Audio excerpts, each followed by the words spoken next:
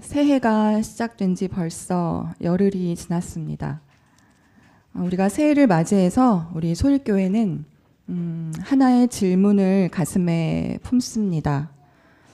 올해 우리 공동체가 나아가야 될 핵심 방향이 더욱 섬세하고 친절한 소통과 관계인데 그것이 과연 무엇인가? 라는 질문이에요. 왜 지금 우리는 이 친절함과 섬세함인가? 왜 지금 우리는 이것을 가슴에 품어야 할까? 1월이라는 한 달의 시간 동안에 우리가 이 단어들이 우리 신앙의 결 안에서 어떤 의미를 갖고 있는지 함께 고민하고 그 길을 찾아갔으면 좋겠습니다. 우리 소일교회는 15년 동안 소박한 일상의 영성 공동체, 그러한 목적, 그러한 우리의 정체성을 가지고 지금까지 하나님과의 친밀한 관계 속에서 나를 발견하는 그런 자기 인식과 자기 변형의 과정을 가장 중요하게 여기면서 여기까지 걸어왔습니다. 그런 가운데 우리 소일교회가 조금씩 공동체 안에서 서로 가까워지고 또 친밀해지고 하면서 코로나 이후에는 더 자발적인 헌신과 그런 섬김들이 현실화되었어요. 더 활발해졌죠. 특별히 지금 이 공간, 새로운 공간으로 옮겨오는 그런 모든 과정 안에서 여러분의 자발적인 헌신과 나눔들이 가시적으로 드러났던 상징적인 그런 분기점이 되었던 것 같습니다. 지난 한 해 우리가 이 공간에 와서 여기에 있는 모든 외형, 하드웨어적인 이런 틀, 이런 것들을 우리가 함께 만들고 또 새로운 공간에서 우리가 함께 적응하고 우리만의 자리를 잡는 그런 시간을 작년에 가졌다면 이제 그 다음 과제는 우리가 가지고 있는 이 것들을, 우리가 가지고 있는 이 이야기들을 어떻게 나누고 어떻게 꽃피울 것인가에 있을 겁니다.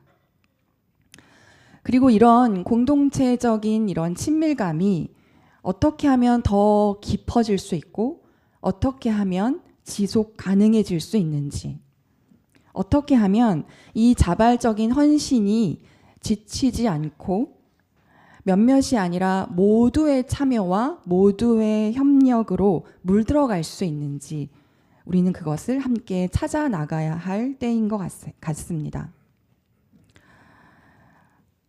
우리는 그래서 무엇이 중요한지는 우리가 잘 압니다. 뭐가 중요한지. 그런데 이제 그 무엇을 우리가 이제 어떻게 해 나가느냐가 우리에게 남겨진 중요한 부분인 것 같아요. 우리가 지금까지 이미 소중하게 여겨왔던 이 가치들을 이제 어떤 태도로, 어떤 방식으로 풀어가야 할까라는 질문이죠. 그래서 어떻게 하자는 거예요? 더욱 섬세하게, 더욱 친절하게. 여러분, 신앙 공동체는 올바른 방향만큼이나 서로에게 가 닿는 속도, 온도, 방식, 접촉의 밀도 이런 것들이 더 중요해질 때가 있다는 거예요.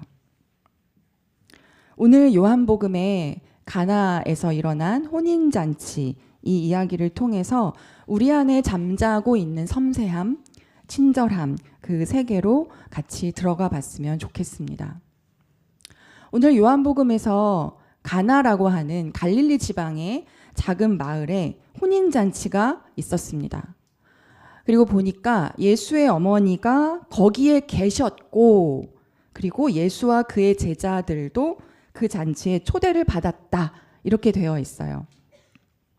이건 아마도 예수의 어머니는 혼인잔치의 집과 매우 가까운 친척 관계였을 가능성이 높다고 볼 수 있습니다. 이미 거기에 계셨다는 거죠. 그리고 예수와 제자들도 초대를 받을 만큼 이 집과 가까운 사이라는 것을 우리가 추측할 수 있어요.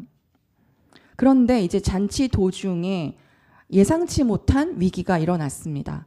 뭐가 떨어졌어요? 포도주가 떨어졌어요. 여러분, 이 당시에 유대 사회에서요, 결혼이라고 하는 거는 그냥 단지 개인적인 어떤 행사가 아니라 마을 전체가 참여하는 공동체적인 의례, 언약적인 그런 축제였습니다. 그리고 이 잔치는 보통 며칠 동안 했어요? 7일 동안 했어요. 아주 길게 7일 내내 잔치를 벌이는 거예요. 그 잔치 기간 동안에 손님들을 극진히 대접하는 거는 너무나 이 신랑 측의 막중한 사회적이고 도덕적인 의무였어요. 만약에 음식이 부족하다, 포도주가 떨어졌다 라고 한다면 이거는 그 사람, 그 집안에 평생에 지워지지 않을 가문의 수치이고 매우 큰 사회적인 결례거든요. 게다가 포도주는 그 당시 사람들에게는, 물이 귀한 그 당시 사람들에게는 거의 생활적으로 필수적인, 목마름을 해갈하기도 하고 또한 기쁨과 하나님이 주시는 축복, 이런 것들을 상징하는 핵심적인 매개체였다라는 거죠. 그러니까 지금 이 혼인잔치에 포도주, 다른 게 아니라 포도주가 또 떨어졌다라고 하는 것은 사회적인 수치인 동시에 공동체에서 함께하고 있는 이 기쁨이 고갈됐다라는 것, 그리고 관계가 갑자기 그 온도가 식어버릴 만한 엄청난 위기에 봉착했다는 것을 의미한다는 거죠. 이런 잔치의 소란 속에서 이 결핍, 이 심각한 결핍을 가장 먼저 알아챈 사람이 바로 예수의 어머니 마리아였습니다.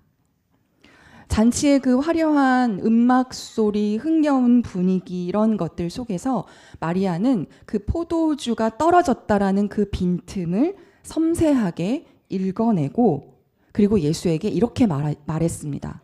포도주가 떨어졌다. 보통 시선이라면 이 중요한 잔치에 이 중요한 포도주가 떨어졌어. 누가 포도주 양 계산을 이렇게 잘못했어? 누가 이렇게 많이 먹었어? 라고 하는 관점의 시선들이 등장했을 법한데요. 마리아는 그냥 포도주가 떨어졌다 라고만 말합니다. 마리아의 이 말은요, 어떤 요구도 아니고 비난도 아니고 해결책을 제시하는 것도 아니에요. 그냥 이 상황과 상태에 대한 정확한 인식, 곧 분별의 언어라고 할 수 있습니다. 이 집이 지금 곤란에 처했다라고 하는 이 사실을 그저 예수 앞에 이렇게 내어놓는 겁니다. 여러분, 그래서 섬세함, 이 섬세함은 곧 분별입니다. 섬세하다는 건 분별하는 거예요. 제대로 볼 줄 아는 겁니다.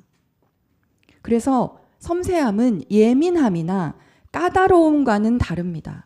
지나친 각성도 아니에요. 뭔가를 몰입해서 주시하고 있는 것도 아닙니다. 섬세하다는 것은 사람과 상황을 있는 그대로 바라볼 줄 안다는 것, 즉 관상적 분별입니다. 관상의 열매라는 거죠. 모두가 먹고 마실 때 그 당혹스러운 공백을 먼저 알아차리는 분별, 모두가 즐거워할 때 그 누군가의 곤란함을 먼저 감지하는 영적 감각, 그것이 바로 지금 우리가 이야기하고 있는 섬세함이라는 겁니다. 타인과 세상에 대한 굉장히 끝없는 관심과 성이 있는 정성 어린 마음이고요. 잎새에 이는 바람에도 나는 괴로워했다 라고 얘기했던 시인 윤동주의 그 마음처럼 타인의 작은 결핍, 그런 것에도 그 마음의 안테나를 세우는 능력이 바로 섬세함입니다. 이럴 때 내가 나서야 할까? 아니면 기다려야 할까? 이것을 섬세하게 분별하는 것이죠. 그런데 이 어머니 마리아의 말을 들은 이 예수의 대답이 얼핏 우리가 듣기에는 좀 차갑게 들립니다. 여자여, 그것이 나와 당신에게 무슨 상관이 있습니까? 아직도 내 때가 오지 않았습니다. 여러분, 이 구절은 아주 오랫동안 예수가 어머니를 무시하네 라고 하는 오해를 불러왔어요. 어머니를 어떻게 여자여 라고 부르냐는 거죠.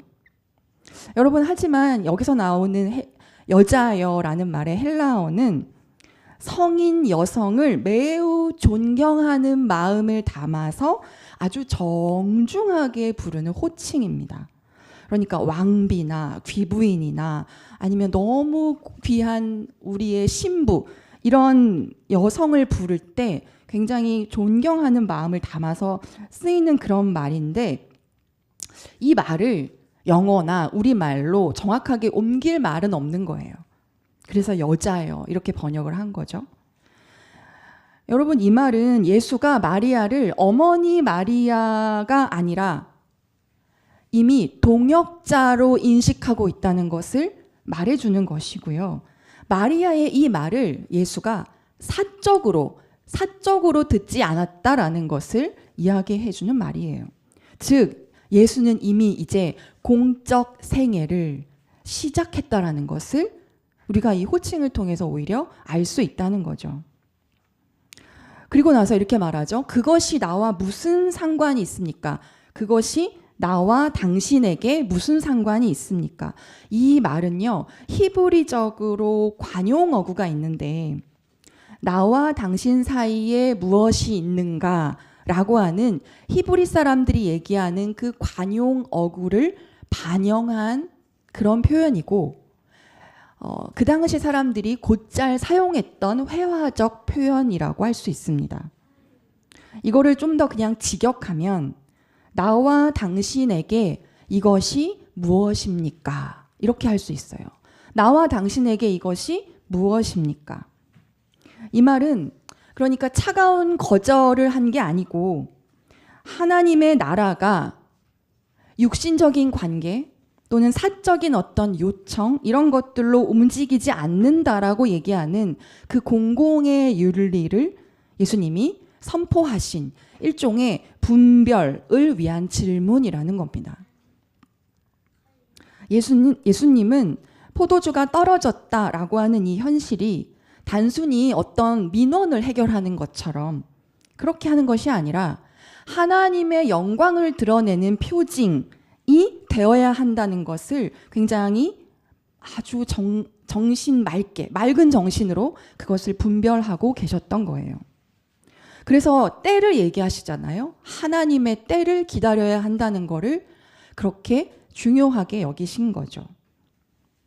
그리고 예수님의 이런 말은 예수님이 당시의 가족이나 혈연이나 어떤 사회적 기대 이런 것들이라는 어떤 그 틀에 갇히지 않는다.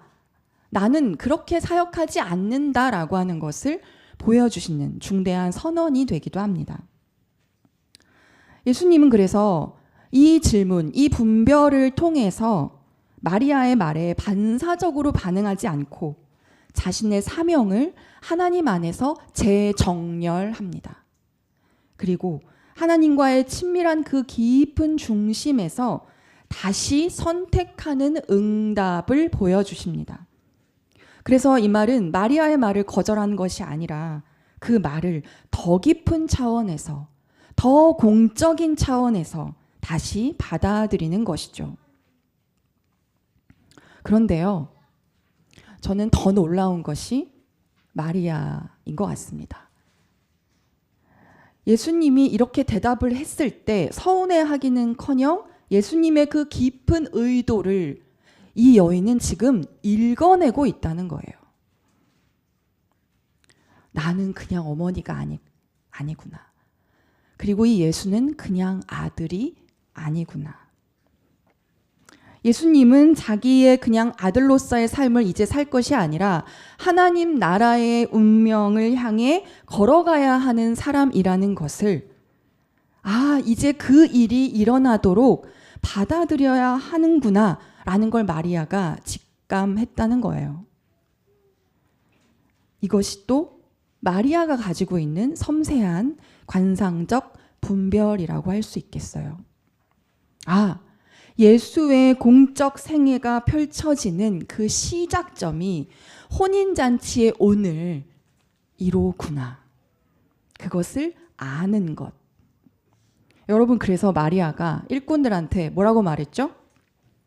무엇이든지 그가 시키는 대로 하세요. 이렇게 얘기한 거예요. 내 욕구와 내 기대와 내 염려, 이 아들이 걸어갈 앞으로의 험난한 이것들, 그 모든 것들을 그냥 내려놓고 잔치가 계속 이어지도록 하는 것. 그냥 사적인 아들이 아니라 공적으로 이제 그가 가야 될 길을 내가 허용하는 것. 이것이 하나님 나라의 기쁨에 순종하는 것이라는 것. 무엇이든지 그가 시키는 대로 그저 따르는 것. 마리아부터 이미 그것을 하고 있다는 거예요. 예수님이 그래서 일꾼들에게 이렇게 얘기합니다. 항아리들에게 여기에 물을 채워라. 여러분, 여기 등장하는 일꾼들은 이 집의 종이나 하인이 아니에요. 종이라고 했다면 둘로스라는 헬라어를 써야 되는데 여기에 나오는 단어는 디아코노스입니다. 이것은 봉사자 또는 협조자 이런 뜻이에요. 그러니까 종이 아니라 이 잔치를 위해서 자발적으로 이 잔치를 돕기 위해 모인 사람들이라는 뜻이죠. 그러니까 마리아가 시키는 대로 하세요 할 때 꼭 그대로 해야 될 의무는 없을 수 있어요. 그런데 이 일꾼들은 그 마리아의 말을 그대로 따릅니다. 그리고 예수가 말한 대로 물을 채우고 예수가 이제는 잔치를 맡은 이에게 가서 주어라 라고 하니까 또 그것을 그대로 일꾼들이 실행하죠. 여기에 잔치를 맡은 이라고 하는 건 누구냐면요. 이 잔치를 전체적으로 실무적으로 총괄해서 맡은 책임자를 의미하는데요. 이거는 보통 집주인이 아니라 집주인의 친한 친구나 친척이나 지인 중에서 그 일을 맡겨서 진행하게 돼요. 이 잔치를 맡은 이는 그래서 모든 음식과 포도주가 잘 마련되어 있는지 손님들에게 나가기 전에 그것을 먼저 맛보는 역할을 하고요. 그리고 좌석도 배치하고 예법에 어긋나지 않게 손님을 대접하고 일꾼들을 리드하면서 잔치의 흐름이 잘 이어질 수 있고 분위기가 다운되지 않도록 하는 일종의 총감독을 맡은 것이 바로 이 잔치를 맡은 이가 하는 역할입니다. 그래서 나중에 본문 9절에 그가 어떻게 해요? 포도주를 맛보잖아요. 본인의 역할인 거예요. 여러분, 그렇다면 이 잔치를 맡은 이는 포도주가 떨어졌다는 것을 아마도 이미 알았을 겁니다. 자신에게도 엄청난 큰 위기의 순간이었을 거예요. 그런데 내가 총감독인데 내가 알지 못하는 포도주가 근데 더 맛있어. 놀랍죠. 총감독인 내가 아니어도 포도주가 떨어진 위기가 극복되었다는 거예요. 그래서 이제 신랑을 불러서 이야기합니다. 원래 좋은 거 내놓고 나중에 손님들이 해롱할 때 덜 좋은 걸 내놓는데 당신은 정말 좋은 거를 오히려 이렇게 아껴두고 남겨두었구나 라고 칭찬하는 거죠. 여러분, 일꾼들이 한 이 물을 항아리에 채우는 일, 여러분 이것은 그냥 거창한 기적이 아니잖아요. 보통 봉사자들이, 협조자들이 할 수 있는 일상적인 노동입니다. 그리고 그들이 했던 그 조용한 순종 속에서 물이 뭐가 됐어요? 포도주가 되었습니다. 이것은 일종의 변형을 의미하는 거예요. 트랜스포메이션. 물이 포도주로 변형되었다. 조용한 순종에 의해서. 그렇게 함으로써 예수님은 수치를 당하고 무한을 당할 뻔했던 신랑이 그렇게 되지 않도록 그들의 기쁨을 친절하게 보호해 주셨습니다. 여러분, 그래서 친절함이라고 하는 것은 그냥 감정적인 호의나 정서적인 반응을 이야기하는 게 아닙니다. 아까 말한 섬세함이라는 것이 관상적 분별이라면 친절함이라는 건 그 분별을 사랑으로 내가 끝까지 선택하겠다는 의지입니다. 나의 가슴을 열고 하나님의 현존으로 내가 돌아가서 하나님의 시선으로 그 사랑의 온도를 끝까지 유지하겠다는 우리의 지향이 바로 친절이라는 거예요. 그래서 섬세함과 친절함은 관상적 사랑의 한 몸을 이루는 겁니다. 그래서 우리는 이것을 분별하는 가슴이라고 부를 수 있어요. 다른 말로는 영적 가슴이라고도 할 수 있습니다. 한번 따라해 볼까요? 분별하는 가슴. 이때 가슴이라고 하는 거는 감정의 장소를 의미하는 것이 아닙니다. 그 가슴은 하나님과 인간이 만나는 지성소, 한 사람의 존재 전체가 통합될 수 있는 그런 영적인 중심지를 의미합니다. 성숙한 신앙인이 된다는 것은요, 우리가 더 많은 지식을 머리로 담는 것, 그것이 아니라 그 알미 가슴을 여는 거예요. 그 알미 우리의 가슴을 활짝 열고 우리의 가슴을 물들이는 겁니다. 그래서 하나님의 숨결을 섬세하게 느낄 수 있는 그 가슴으로 회복되는 것, 무엇이 생명을 살리는 방향인지를 느끼는 그 영적 감각이 바로 우리가 걸어가야 될 여정일 겁니다. 왜요? 우리 안에 현존하시는 주님이 그러하시기 때문이에요. 오늘 구약의 본문인 시편을 잠깐 함께 찾아보겠습니다. 시편 103편 8절을 같이 한번 읽어볼까요? 시편 103편 8절 함께 읽겠습니다. 시작.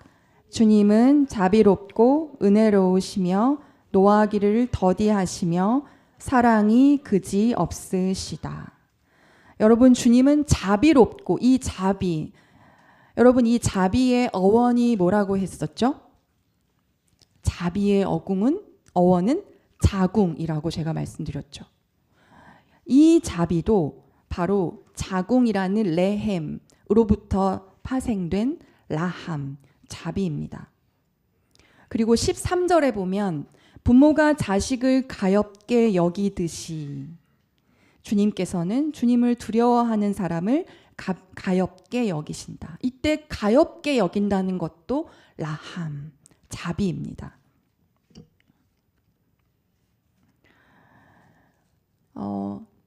여기 보시면 사랑이 그지 없으시다 이렇게 얘기하셨는데, 이때 이 사랑이라는 것은 히브리어로 헤세드예요. 친절함을 베푸시는 하나님이라는 겁니다. 자비롭고 친절함을 베푸시는 하나님. 왜 우리에게 그렇게 하시고 노하기를 더디하시고 우리가 잘못한 대로 갚지 않으시는가?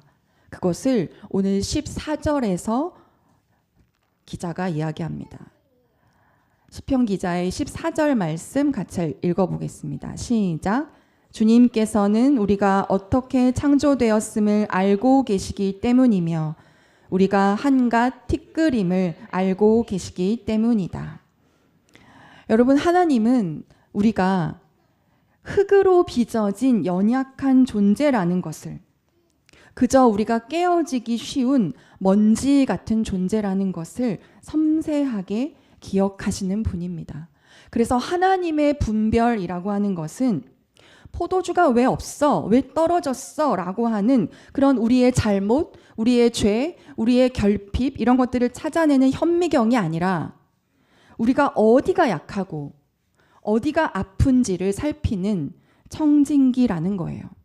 그것이 하나님의 분별입니다. 그래서 우리의 분별하는 가슴은 바로 이 하나님을 닮는 것에서부터 시작되어야 합니다. 상대의 겉모습과 말이 아니라 그 이면에 그 사람의 먼지 같은 고단함을 그렇게 먼저 읽어내는 가슴.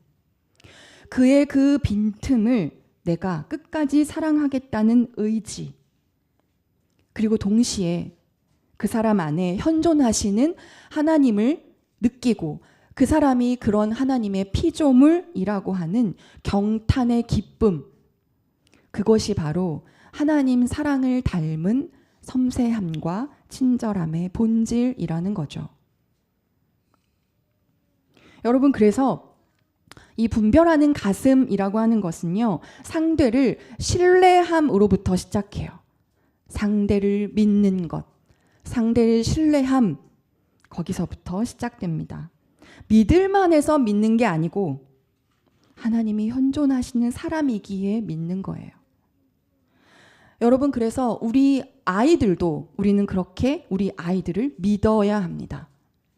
가장 연약한 존재일수록 그렇게 믿어야 합니다. 하나님 사랑이 그 연약함을 그렇게 분별하고 계시기 때문이에요. 그래서 섬세하고 친절한 공동체는요, 모두가 중심인 공동체입니다. 연약한 사람이 있고 아픈 사람이 있고 부족한 사람이 있고 그 모든 사람들이 중심인 공동체예요. 우리 모두가 다 100명이면 100명과 다 친밀하고 다 끈끈하고 정말 너무나 사랑하고 그러면 좋지만 그럴 수는 없어요. 그러나 모두와 친밀할 수는 없지만 모두가 중심인 공동체는 만들 수 있습니다. 그것이 섬세함과 친절함이 우리 공동체에 구현되어야 되는 방식이에요. 그래서 분별하는 가슴은 작은 것을 감지하지만 마음의 중심이 하나님이 있기 때문에 흔들리지 않습니다. 오히려 덜 감정적이 되고요. 그러면서도 감정의 결에 더 섬세해지는 거룩한 감각을 가질 수 있게 됩니다. 여기에 혼인잔치에 돌 항아리가 몇 개 있었다고 나왔죠? 6개 있었다고 나와요. 이 항아리들은 유대교의 그 정결 예식, 그래서 손도 씻고 발도 씻기 위한 그런 장치였는데요. 6개, 숫자 6이라고 하는 것은 여러분 성서에서 뭘 상징할까요? 하나가 부족한 불완전을 상징합니다. 7일째의 안식과 그 완성에 이르지 못한 상태, 즉 율법의 형식은 있지만 진정한 기쁨은 있지 않은 그런 인간의 현실을 보여주는 것이 6 항아리예요. 포도주도 떨어졌고 항아리도 6개뿐인 그 현실, 여러분 이것이 바로 우리의 모습입니다. 그러나 중요한 건 예수가 그러니까 이 항아리는 안 된다고 한 게 아니고 또는 항아리를 더 하나 가져와라 한 게 아니고 어떻게 하셨어요? 바로 그 6개의 그 항아리를 그냥 가득 채워라 라고 하신 거예요. 부족함 속에서 부족함을 메우신다는 겁니다. 모자라고 서툰 우리의 그 현실을 있는 그대로 받으시고 그 미완의 현실 속에서 당신의 신비를 주님이 채워 가신다는 거예요. 우리의 부족함을 메우는 그 마지막 항아리의 완성은 주님의 현존이니까요. 그분이 계심으로 마지막이 완성될 수 있으니까요. 오늘 요한복음의 2장 11절은 굉장히 중요한 말씀입니다. 그래서 함께 읽어보려고 합니다. 요한복음 2장 11절.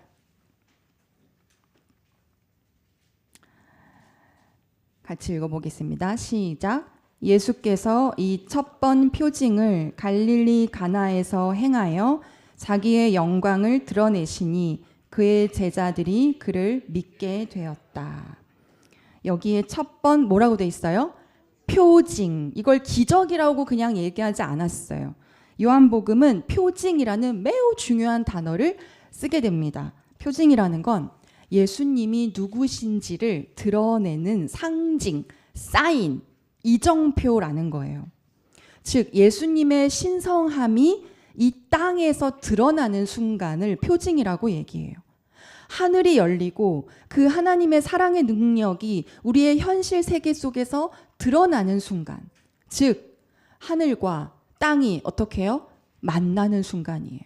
다른 말로 말하면 이 땅에서 하늘을 발견하는 순간이에요. 요한복음 1장 14절에 보면 뭐라고 되어 있냐면 말씀이 육신이 되었다 이렇게 얘기해요. 이 말씀은 요한복음을 전체를 관통하는 매우 중요한 핵심적인 신학의 관점인데, 말씀이 육신이 되었다. 하늘이 땅으로 내려와 땅에서 우리가 하늘을 발견하게 되었다는 거예요. 유대인들은요, 이런 표징은 성전 안에서만 일어난다고 믿었어요. 그런데 이 첫 번째 표징이 어디에서 일어났어요? 혼인잔치, 이 땅에서 일어났어요. 이것은 매우 중요한 의미입니다. 요한복음은 이제 7개의 표징을 앞으로 계속 보여줄 거거든요. 이 표징이 혼인잔치에서 일어났다라고 하는 것은 하나님 나라가 심판이 아니라 잔치와 기쁨이라는 것을 선언하고 계시다는 뜻입니다. 그리고 여기에 첫 번이라고 번역된 이 헬라어는 아르케입니다. 이 아르케는 시작이란 뜻이에요. 그리고 기원, 근원 이런 뜻이 있습니다. 그러니까 표징의 아르케예요. 이 말은 예수가 왜 이 땅에 오셨는지, 하나님 나라가 어떠해야 하는지의 그 근원, 그 기원을 보여주는 사건이 바로 가나의 혼인잔치 이야기라는 걸 보여주는 거예요. 왜 오셨어요? 예수가 포도주의 생명이 넘치게 하려고, 잔치의 기쁨이 끊어지지 않게 하려고 예수는 그래서 이 땅에 오셨다는 것을 아르케라는 단어를 통해서 보여주고 있습니다. 게다가 오늘 본문의 2장의 1절 시작되는 1절에 보면 사흘째 되는 날에라고 되어 있어요. 요한복음은 날짜의 계산이 매우 치밀합니다. 1장에서 세례 요한으로부터 시작된 예수의 이야기들을 이제 보여주기 시작하면서 여러분이 앞에 찾아보시면 1장 29절에서도 다음 날이라고 돼 있고, 1장 35절에서도 다음 날 돼 있고, 그 다음에 1장 43절도 다음 날, 그러다가 갑자기 사흘째 되는 날 이렇게 돼 있어요. 다음 날 그러면 이틀, 그 다음 날 3일째, 그 다음 날 사흘째, 4일째. 그런데 그 다음에 사흘째 되던 날, 그럼 이제 며칠째가 된 거예요? 7일째가 됐어요. 7일째 되던 날에 가나안 혼인잔치에 예수의 첫 번째 표징이 이루어졌다. 이게 뭘 의미하느냐는 거예요. 여러분, 사흘째 그러면 우리는 뭐가 떠오르죠? 예수님이 십자가에 돌아가시고 사흘 만에 부활하셨다. 이 말은 장차 다가올 이 부활의 기쁨을 미리 가져와서 예수 그리스도의 부활을 강력하게 암시하고 있으며, 7일째라고 하는 그 7일에 예수님의 하나님의 창조, 그 안식의 기쁨을 바로 오늘 이 요한복음을 통해서 이야기해 주고 계시다는 겁니다. 예수님의 첫 표징이 그래서 거룩한 성전이 아니라 친구와 가족이 모여 있는 친밀한 장소에서 일어났다는 것, 지극히 일상적인 일꾼들의 봉사와 어머니의 이야기와 돌 항아리를 통해서 일어났다는 것. 여러분, 이것은 우리가 지향하는 섬세함과 친절함이 바로 여기에서 시작되어야 한다는 것을 또 우리에게 보여줍니다. 부활의 기쁨을 가진 우리가 누군가의 일상이 무너지지 않도록 그들의 잔치를 돕는 일꾼이 되는 것. 그것이 바로 가나의 표징을 오늘로 이어가는 길입니다. 소일이라고 하는 이 땅에서 하늘을 발견하도록 하는 길이죠. 사도 바울은 로마서 12장에서 오늘 이렇게 얘기합니다. 사랑에는 거짓이 없어야 합니다. 형제의 사랑으로 서로 다정하게 대하며 존경하기를 서로 먼저 하십시오. 여러분, 바울이 말하는 사랑은요, 추상적인 관념이 아니라 매우 구체적인 태도입니다. 말씀이 육신이 되게 하는 거예요. 거짓이 없다라고 하는 건 가면 없이 아주 진실한 가슴으로 만나라는 것이고요. 다정하게 대한다라는 건 식구와 같이, 가족과 같은 친근함으로 그 형편을 살피라는 뜻입니다.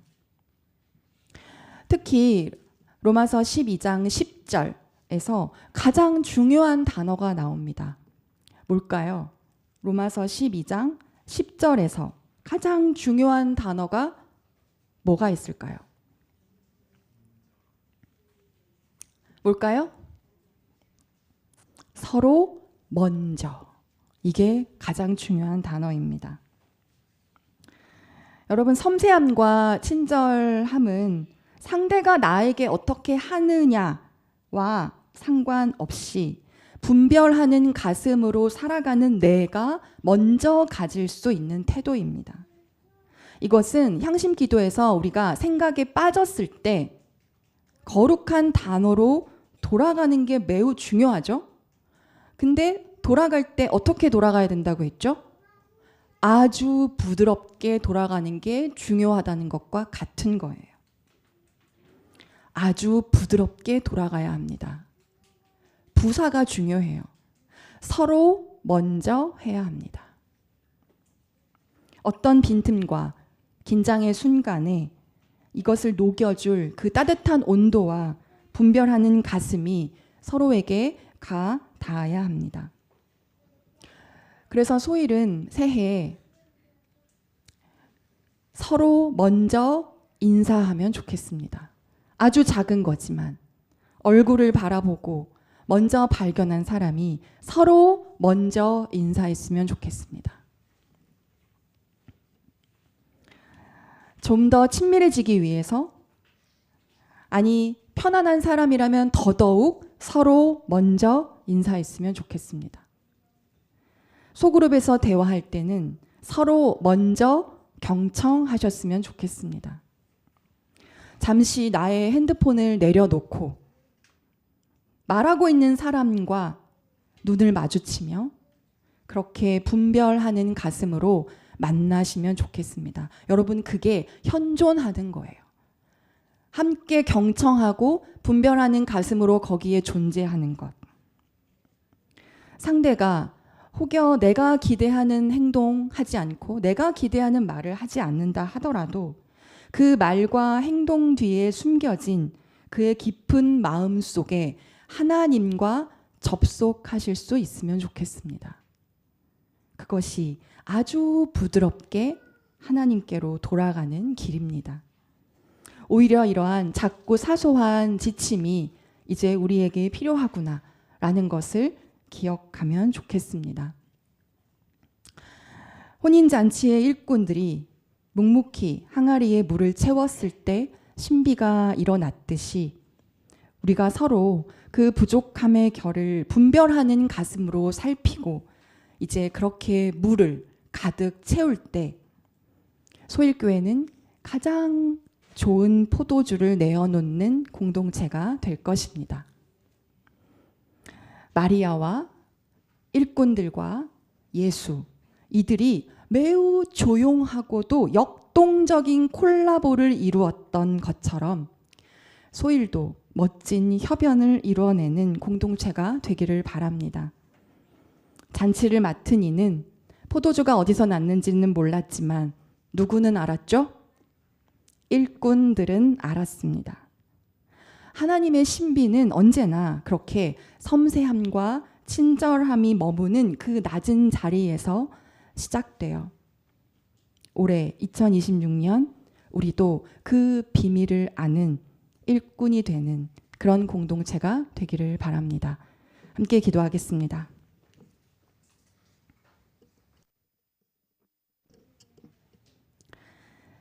자비하신 하나님, 우리가 분별하는 가슴으로 서로의 결핍을 채우고 서로를 먼저 다정하게 대할 때 가장 좋은 포도주를 내어놓는 아름다운 잔치집이 되게 하여 주시옵소서.